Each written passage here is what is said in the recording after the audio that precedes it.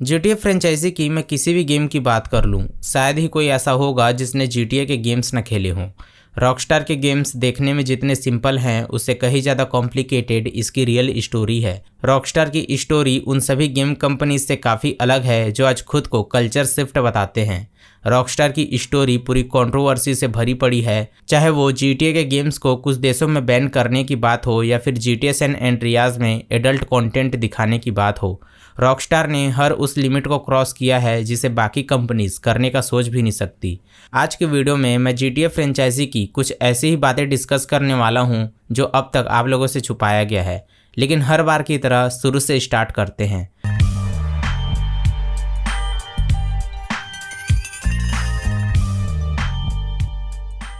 Rockstar games का credit आज किसी को सबसे ज़्यादा दिया जाता है तो वो इंसान है सैम हाउसर और डैन हाउसर। अगर तुमको भी ये लग रहा है कि इनकी स्टोरी भी अब वैसी होगी जैसे एक गरीब फैमिली के किसी लड़के का होता है, तो ऐसा बिल्कुल भी नहीं है।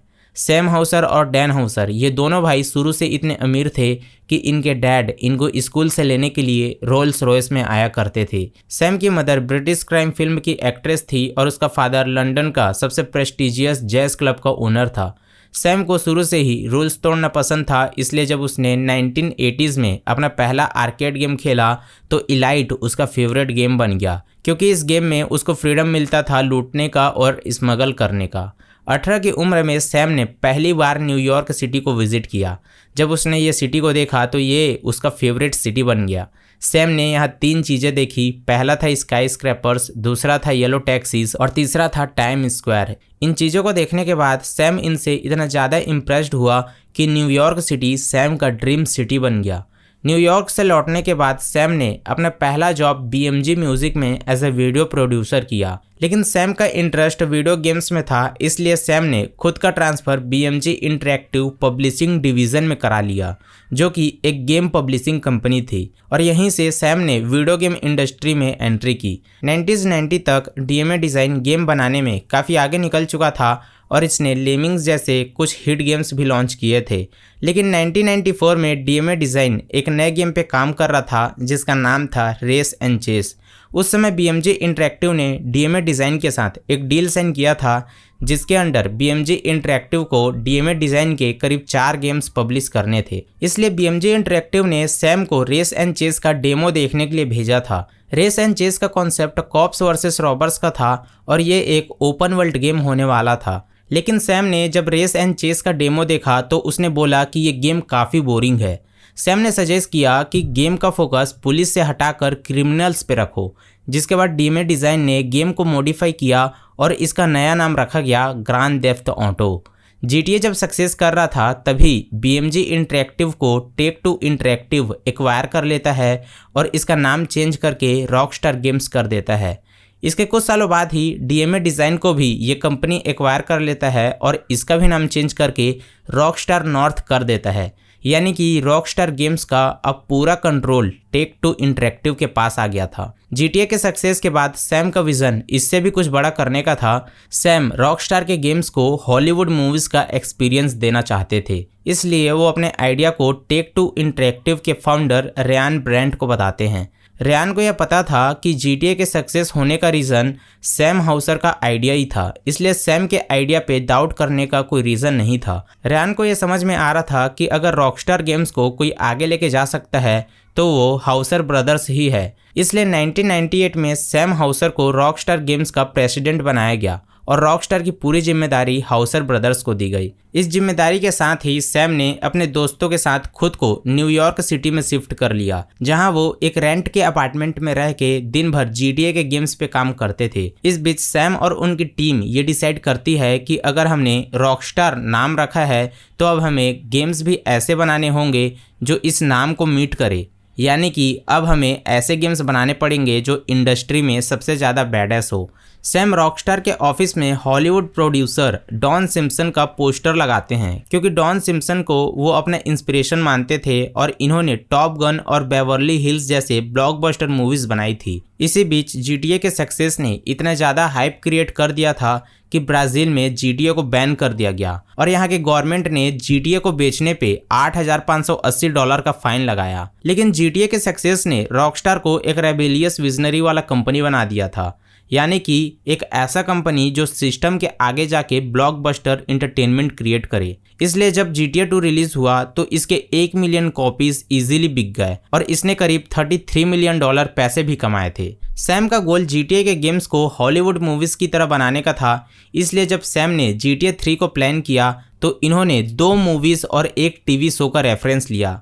वो मूवीज थी 1992 की द गेटवे और 1995 की हीट। रॉकस्टार का प्लान था कि GTA 3 लिबर्टी सिटी में बेस्ड हो क्योंकि ये न्यूयॉर्क सिटी से इंस्पायर्ड था। रॉकस्टार ने डिसाइड किया कि गेम जो है वो सिर्फ फिल्म का कॉपी नहीं होगा बल्कि इसमें लाइव एक्शंस और कट सीन्स भी होंगे जिससे कि गेम में सब कुछ रियल टाइम लगे। GTA 3 लिबर्टी सिटी पे बेस्ड एक fully immersive open world game होने वाला था और ये गेम करीब 75 प्लस मिशंस भी ऑफर करता था। GTA 3 के लॉन्च के बाद इसने गेमिंग इंडस्ट्री को हमेशा के लिए चेंज कर दिया क्योंकि GTA 3 PlayStation 2 का सबसे हाईएस्ट ग्रोसिंग टाइटल वाला गेम बन गया था और इसके करीब 6 मिलियन से भी ज़्यादा कॉपीज बिकी थी। सोनी जो कि GTA फ्रेंचाइजी का एक्सक्लूसिव पार्टनर था, GTA 3 की वजह से इसे भी काफ़ी सक्सेस मिला। उस टाइम पे माइक्रोसॉफ्ट और निंटेंडो ने अपने नए कंसोल्स रिलीज किए थे जिसमें से माइक्रोसॉफ्ट का Xbox था और निंटेंडो का गेम क्यूब था। लेकिन PlayStation 2 ने 30 मिलियन यूनिट बेच के पूरे मार्केट को डोमिनेट कर लिया था, जिसमें से बहुत बड़ा रोल GTA 3 का भी था। GTA 3 के बाद अब सैम को भी फील हो रहा था कि नेक्स्ट गेम की एक्सपेक्टेशंस और भी हाई होगी, इसलिए अब सैम ने डिसाइड किया कि इस बार हम अपने गेम में 80s का मियामी सिटी को दिखाएंगे, जिसे नाम दिया गया वाइस सिटी। सैम ने वाइस सिटी को रियलिस्टिक बनाने की पूरी कोशिश की। सैम ने रॉकस्टार नॉर्थ के डेवलपर्स को पर्सनली एडनबर्ग से मियामी बुलाया और बोला कि तुम मियामी सिटी को एक्सप्लोर करो, इस शहर का एक्सपीरियंस लो और इस शहर को जियो। ये सब कुछ हम अपने गेम में दिखाएंगे। रॉकस्टार के डेवलपर्स ने गेम को 80s का मियामी फील देने के लिए हर वो चीज़ें गेम में ऐड की जिसकी उनको ज़रूरत लगी। वाइस सिटी में पाम ट्रीज, नियॉन लाइट और ओशियन साइड बिल्डिंग से लेकर 80s का म्यूजिक, क्राइम वर्ल्ड का ग्लैमर सब कुछ दिखाया गया। इस गेम के लॉन्च होने के बाद इंटरेस्टिंग चीज़ ये हुई कि पुलिस ऑफिसर्स भी इस गेम की डिमांड कर रहे थे। वो आके खुद ये कह रहे थे कि गेम में उनको पुलिस को शूट करना अच्छा लगता है। वाइस सिटी के सक्सेस के बाद रॉकस्टार पे प्रेशर था कि अब अगला गेम उससे भी बड़ा हो। सैम हाउसर ने सोचा कि मियामी के बाद क्या? जवाब था 90s का लॉस एंजलिस, जब गैंग कल्चर पीक पे था। लॉस एंजलिस से इंस्पायर्ड रॉकस्टार ने सैन एंड्रियास का मैप डिज़ाइन किया, लेकिन ये सिर्फ एक सिटी नहीं बल्कि एक वर्चुअल स्टेट होने वाला था जो कि लॉस एंजलिस, सैन फ्रांसिस्को और लास वेगस का मैसअप था। GTA सैन एंड्रियास रॉकस्टार का सबसे बड़ा ओपन वर्ल्ड गेम होने वाला था, इसलिए रॉकस्टार ने गेम को रियल फील देने के लिए रॉकस्टार की टीम को ग्राउंड लेवल पे उतारा। रॉकस्टार की टीम लॉस एंजलिस की स्ट्रीट पे घूमते थे और लोगों की बातों को रिकॉर्ड करते थे कि वो लोग क्या बातें करते हैं। रॉकस्टार इस बार एक ब्लैक प्रोटैगनिस्ट को इंट्रोड्यूस कर रहा था जिसका नाम था कार्ल जॉनसन यानी कि CJ। गेमिंग इंडस्ट्री में ये पहली बार होने जा रहा था जब एक AAA टाइटल में मेन कैरेक्टर एक अफ्रीकन अमेरिकन हो जिसकी स्टोरी और भी ज़्यादा सीरियस और डार्क थी। इस गेम की वजह से कंट्रोवर्सी क्रिएट होने वाला था, लेकिन सैम ने कहा कि अगर किसी को इससे प्रॉब्लम है तो वो हमारे गेम्स ना खरीदे, हमें कोई भी फर्क नहीं पड़ता। लेकिन रॉकस्टार ने हद तो तब पार कर दी जब इसने सैन एंड्रियास में और भी ज़्यादा शॉकिंग चीज़ें डालने का प्लान बनाया और वो चीज़ था एडल्ट कंटेंट। इस बार GTA सिर्फ गन फाइट्स या फिर कार चेस तक सीमित नहीं था। सैम ने ऑफिशियली अनाउंस किया कि हम अपने फैंस की एक्सपेक्टेशन से भी ज़्यादा कुछ डिलीवर करना चाहते हैं। इसका सीधा सा मतलब था कि रॉकस्टार अब और भी ज़्यादा बोल्ड होने वाला था। रॉकस्टार इस कंटेंट को सीक्रेटली गेम में डाल रहा था, लेकिन इसे अनलॉक नहीं करने वाला था। मतलब कि ये फीचर गेम के अंदर ही लॉक रहता और कोई भी नॉर्मल प्लेयर इसे नहीं देख पाता। लेकिन जिसका डर था वही हुआ। पैट्रिक विल्डनबर्ग नाम के एक हैकर ने इसे अनलॉक कर लिया था। बेसिकली पैट्रिक विल्डनबर्ग नीदरलैंड का एक एक्सपर्ट प्रोग्रामर और GTA वाइस सिटी का फैन था, लेकिन जब उसने पूरा मिशन कंप्लीट कर लिया था तो उसको काफी खालीपन सा महसूस होने लगा था और इसका सॉल्यूशन उसने ऐसे निकाला कि वो अब गेम में कुछ ऐसे सीक्रेट्स ढूंढने लगा जिसे हर कोई मिस कर देता था। इसलिए सैम ने PS2 वर्जन के कोड्स को ध्यान से देखने लगा और यहीं पे उसको कोड का एक पैकेज मिला जिसे रॉकस्टार वालों ने छुपा के रखा था।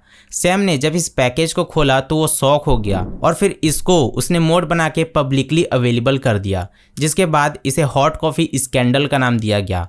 जब ये स्कैंडल मीडिया के सामने आया तो पॉलिटिशियंस और एंटी वीडियो गेम एक्टिविस्ट ने रॉकस्टार पे लॉ सूट फाइल किए और ESRB ने इस गेम की रेटिंग मैच्योर से हटा के एडल्ट ओनली कर दी। वॉलमार्ट और बेस्ट बाय जैसे स्टोर ने भी इस गेम को बेचना बंद कर दिया और इस पूरी कंट्रोवर्सी की वजह से रॉकस्टार को करीब $20 मिलियन का लॉस हुआ। साथ ही साथ मार्केट में रॉकस्टार की रेप्यूटेशन भी गिरने लगी और रॉकस्टार के टॉप एग्जीक्यूटिव्स कंपनी छोड़ के जाने लगे। रॉकस्टार की पेरेंट कंपनी टेक टू का शेयर प्राइस इतना ज़्यादा गिर गया था कि कंपनी को बेचने की बात चल रही थी, लेकिन तभी टेक टू के इन्वेस्टर्स और शेयर होल्डर ने पूरा गेम चेंज कर दिया। इन्होंने 2007 में मिलके बोर्ड ऑफ डायरेक्टर को ही पूरी तरीके से बदल दिया। यह डिसीजन रॉकस्टार के लिए एक नया टर्निंग पॉइंट बना, क्योंकि अब हाउसर ब्रदर्स बिना किसी इंटरफेरेंस के अपनी विजन्स को पूरा कर सकते थे। GTA सैन एंड्रियास के बाद रॉकस्टार एक और बड़ा ओपन वर्ल्ड गेम लाना चाहता था, लेकिन हॉट कॉफ़ी के बाद उनको रियलाइज़ हुआ कि उनको अभी इमेज सुधारने की ज़रूरत है। इसलिए रॉकस्टार ने डिसाइड किया कि अब वो इमोशनली डीप स्टोरी बनाएंगे। आइडिया ये था कि GTA 4 को एक ज़्यादा सीरियस, मैच्योर और डीप स्टोरी टेलिंग वाला गेम बनाया जाए। सैम को हमेशा न्यूयॉर्क पसंद था, इसलिए उन्होंने डिसाइड किया कि GTA 4 का बेस लिबर्टी सिटी होगा, जो कि न्यूयॉर्क सिटी का रेप्लिका था। इस बार वो निको नाम के प्रोटैगनिस्ट को इंट्रोड्यूस करने वाले थे, जो कि माफिया वर्ल्ड में अपनी जगह बनाने की कोशिश कर रहा था। GTA 4 में यूफोरिया इंजन नाम का भी AI सिस्टम यूज़ किया गया था, जिसके कारण कैरेक्टर्स के एनिमेशंस और भी ज़्यादा नेचुरल लग रहे थे। GTA सैन एंड्रियास की कंट्रोवर्सी के बाद वो गेम इतना ज़्यादा फेमस हुआ था कि लोग GTA 4 का बहुत ही बेसब्री से इंतजार कर रहे थे। इसलिए जब GTA 4 रिलीज़ हुआ तो इसने पहले ही दिन में $310 मिलियन पैसे कमा लिए और इसे best games of all time बोला गया। GTA 4 के सक्सेस के बाद रॉकस्टार ने एक बात सीखी, और वो ये कि कंट्रोवर्सी से शॉर्ट टर्म पब्लिसिटी मिलता है, लेकिन मास्टरपीस गेम बनाने से एक लेगेसी बनता है। रॉकस्टार अब और भी रिस्पॉन्सिबल हो गया था और इसलिए GTA 4 के साथ उसने कोई भी हिडन कंटेंट नहीं डाला। GTA 4 के सक्सेस के बाद रॉकस्टार का इमेज क्लीन हो गया था और लोग उन्हें सिर्फ कंट्रोवर्सी की वजह से नहीं, बल्कि उनकी रियल आर्ट की वजह से भी पहचानने लगे थे। रॉकस्टार अब अपने नए गेम्स की तैयारी कर रहा था, जो कि था GTA 5।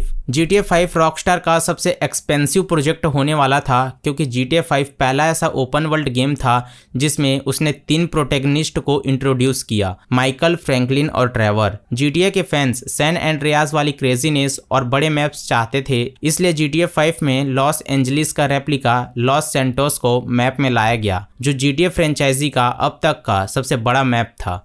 2010 में इस गेम के ऊपर ऑफिशियली काम करना शुरू हुआ, जिसमें 1000 से भी ज़्यादा डेवलपर्स ने काम किया। इस गेम को बनाने में करीब $265 मिलियन का पैसा खर्च हुआ और 2013 में जब यह गेम रिलीज़ हुआ तो इसने हिस्ट्री क्रिएट कर दी। इस गेम ने पहले ही 3 दिन में $1 बिलियन से भी ज़्यादा पैसे कमा लिए थे और पहली बार ऐसा हुआ था जब एक गेम में एक protagonist yoga, scuba diving, stock market और रियल इस्टेट सब कुछ कर सकता था। लेकिन रॉकस्टार की स्टोरी सिर्फ GTA 5 पे ख़त्म नहीं होती। रॉकस्टार की स्टोरी तो इससे कहीं ज़्यादा बड़ी है, जिसमें से GTA 6 तो इसका शुरुआत है। तो आज की वीडियो में गाइस बस इतना ही। वीडियो पसंद आई हो तो वीडियो को लाइक करो, चैनल को सब्सक्राइब करो। फिर मिलते हैं हम किसी नई वीडियो के साथ। तब तक के लिए goodbye and take care.